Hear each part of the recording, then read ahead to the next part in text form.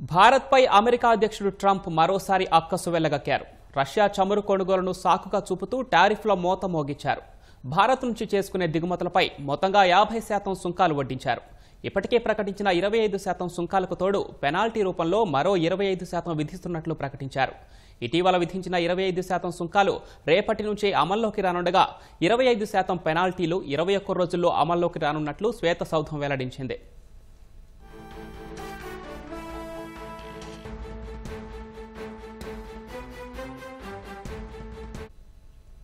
భారత్పై అమెరికా అధ్యక్షుడు Donald Trump మరోసారి సుంకాల మోత మోగించారు. ఇప్పటికే 25% కనీస సుంకాలు విధించిన ట్రంప్ తాజాగా రష్యా చమురును కొంటున్నందుకు అదనంగా మరో 25% టారిఫ్లు ప్రకటించారు. ఈ మేరకు శ్వేతసౌధం తెలిపింది. తాజా వాటితో కలిపి భారత్పై అమెరికా విధించిన సుంకాలు 50%కి చేరనున్నాయి. ఇప్పటికే ప్రకటించిన 25% సుంకాలు గురువారం నుంచి అమలు కానుండగా 25% పెనాల్టీలు 21 రోజుల్లో అమల్లోకి రానున్నట్లు శ్వేతసౌధం వెల్లడించింది. ఈ మేరకు కార్యనిర్వాహక ఉత్తర్వుపై ట్రంప్ సంతకం చేశారు. భారత్పై విధించే సుంకాల విషయంలో సొంత పార్టీ నుంచి సైతం తీవ్ర వ్యతిరేకత ఎదురవుతున్నా ట్రంప్ ఏమాత్రం వెనక్కి తగ్గడం లేదు.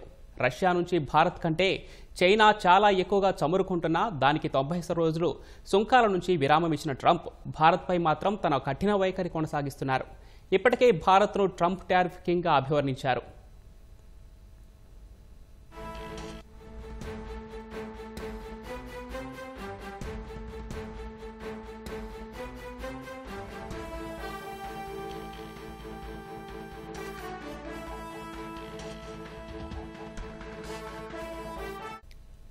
భారత్పై అమెరికా అధ్యక్షుడు ట్రంప్ సుంకాల బాంబులు విసురుతూనే ఉన్నారు.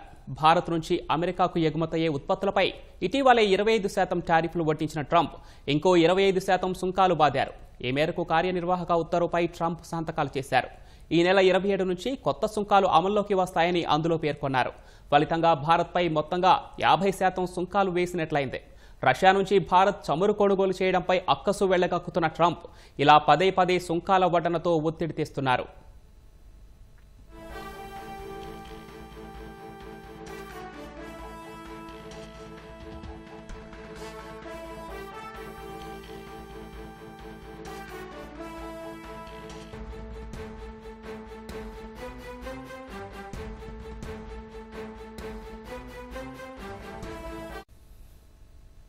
భారత్పై అమెరికా అధ్యక్షుడు ట్రంప్ మరోసారి అక్కసు వెళ్లగక్కారు.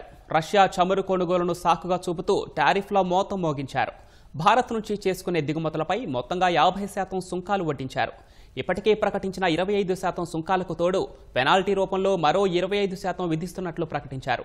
ఇటీవల విధించిన 25% సుంకాలు రేపటి నుంచి అమల్లోకి రానుండగా 25% పెనాల్టీలు 21 రోజుల్లో అమల్లోకి రానున్నట్లు శ్వేతసౌధం వెల్లడించింది.